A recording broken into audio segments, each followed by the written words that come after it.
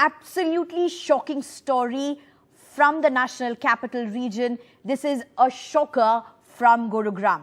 A woman, a 33-year-old woman, locked herself and her son for 3 years at their home. These are the visuals from their home after they were rescued. And how did the police get to know about this?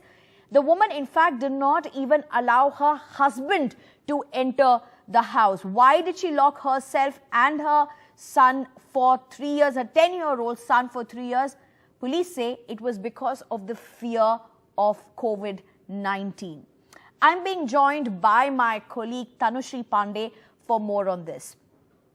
Tanushree, absolutely horrifying visuals here as well. The house in a complete mess, garbage, filth around is what the police is saying. 3 years for a 33-year-old mother and her 10-year-old son.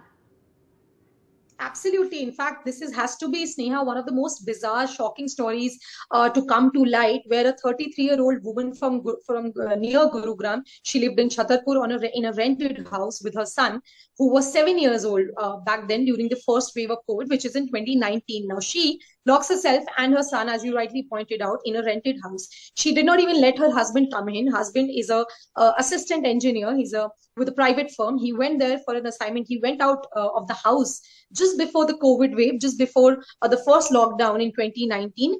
And even the wife even did not let him enter the house for 3 years. The boy who has now been rescued is 10 years old.